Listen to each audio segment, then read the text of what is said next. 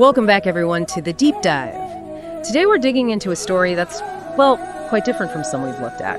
It's ancient, powerful, definitely takes a darker turn, but amidst the darkness, there's this theme of incredible protection and profound mercy, even from an infant. Okay, let's unpack this. We're looking at a really pivotal moment in Krishna's childhood. The sources we have, they describe it as an encounter showing how, even as a baby, he protected the world from evil. But you have to ask, right, how does an infant actually do that? Especially against something described as the truly terrifying force. Yeah, that's exactly what makes this particular story, this Leela, so fascinating. The main antagonist here is Putana, a really fearsome demoness, an Ashura. She was sent by King Kamsa, who was, pretty formidable himself. And her mission was deadly, singular, find and eliminate baby Krishna. It connects right back to Kamsa's fear and absolute fury after Krishna, the eighth child of Devaki, escaped his clutches. So Kamsa was still trying, still obsessed with killing Krishna even after that initial escape. That sounds completely relentless. Oh, absolutely. The accounts make it clear. Kamsa's rage, his fear, it just didn't stop. He sent out several asuras, these, powerful demons. Their job was to scour every single village looking for newborns, anyone who might be the prophesied child. And Putana was one of them. But she had this unique and really terrifying power. She'd completely change how she looked, transform her appearance. Okay, so she didn't just march in looking like a monster, she disguised herself. What did she look like then? Exactly. She hid her monstrous nature behind this mask of incredible beauty. The descriptions paint her as, radiant, almost like a celestial woman. Soft skin, glowing eyes, beautiful clothes. Utterly convincing. So much so that nobody suspected a thing. Yeah. The people of Gokul, they were known for being welcoming, right? So they welcomed her kindly, completely unaware of the danger. And this let her walk right into Nanda's home, straight to where baby Krishna was lying in his cradle, seemingly, helpless. And this is where her plan, her really chilling plan, starts to unfold. She puts on this show of affection, picks Krishna up gently, holds him, but her touch him. To breastfeed him with milk she'd laced with a deadly poison, smeared right on her breasts, designed to kill him instantly. That is just horrifying. Such an insidious, awful plan. I mean, for any normal baby, that's it. Game over. Yeah. But this is Krishna, so what happened? It couldn't have gone to plan, surely. Well, precisely. Because despite her evil intent, Krishna accepted her offering. The text often emphasizes, don't they? He accepts all who approach him, even if their hearts are, impure. So he began to drink the milk. And that set the stage for something truly extraordinary.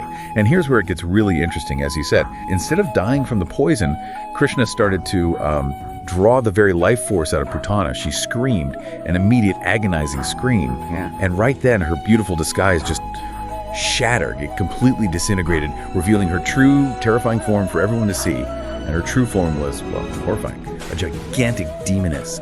Wild hair, huge fangs, immense strength thrashing around. Wow. And Krishna, still just an infant, was holding on to her even as she turned into this monster. What's that say? Is it just power or something more? His calmness, maybe?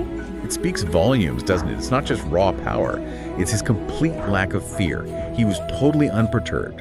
So Putana is shrieking, thrashing, trying desperately to get him off her. And then finally, this huge, colossal body just crashes to the ground. The texts say, like a mountain, shook the whole area. But Krishna, completely unharmed, just calmly playing on her chest, as if nothing remarkable had happened. That's just astonishing. Okay, so she's dead. But what about her soul? After doing something so evil with such malicious intent, I mean, she tried to murder him. Right, and this is where the story takes that turn towards profound, almost radical beauty. The narratives tell us something incredible. Even though she came to kill him, she came in the role of a mother, offering milk. Yes, it was poison, but the form of the act was maternal. And for this reason, for assuming that role, however, twisted her real intention.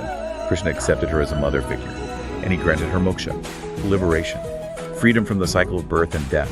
He literally freed her soul. Wow.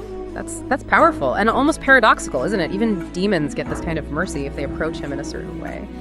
How does that square with, ideas of divine justice? Does it change how we should think about divine love? It absolutely challenges conventional notions, I think. It suggests that divine love, at least in this telling, looks deeper. Beyond the surface action, to the underlying role, the context, maybe even the potential within the being, however hidden. It's not just forgiveness, it's transformation, an embrace of even the most, distorted offering. It really makes you wonder, is this unique to Krishna or a broader principle? And it's why, despite everything, Putana's massive body was actually cremated with honor. That whole event, understandably, really cemented the idea in Gokul. Yeah. This child was something else entirely, not ordinary at all. And this wasn't the end of it, was it? Putana was just the first. This kind of marked the beginning of a whole series of attacks. That's right. It was the start of many threats. Krishna's childhood, according to these sources, was filled with danger. Other demons sent by Kamsa kept coming, names like Shakatasura, Trinaparta, Vatsasura, but each time, somehow, he protected the village, protected everyone. And crucially, he did it without losing that playful, childlike innocence. Yeah, I'm always struck by that duality. The innocent play side by side with these moments of immense danger and world-saving power. He's smiling, laughing one minute and saving everyone the next. It's quite a contrast. And that perfectly captures the concept of Lila Purushotam. His life is divine play. But play here doesn't mean frivolous. It's purposeful. It's a cosmic drama, you could say. Every act, even playing like a child, is loaded with meaning. It demonstrates strength, love, teaches lessons. Even the seemingly casual moments have weight. It really makes you think, doesn't it? About layers of intention, consequence, what mercy can truly mean. So as you reflect on today's story, maybe ponder these questions. Why do you think Krishna granted liberation, moksha, to someone like Putana, someone with such evil intent? Just because of the role she took on. What might this story suggest about divine mercy, especially when it's face-to-face with real malice? And, put yourself there. If you'd witnessed that in Gokul, the beautiful woman, the transformation, the aftermath, what would you have thought about this extraordinary child? Maybe also consider how that principle, looking beyond the immediate action to a deeper role or context, how might that apply in our own lives, our own understanding of difficult interactions? Those are really profound questions to sit with. We hope you do. And definitely join us again for our next deep dive. We'll be exploring more of Krishna's childhood encounters with these demonic forces. We'll see how the little boy of Gokul continues to become the fearless protector of his village. Until then, stay curious, stay blessed, and keep diving deep.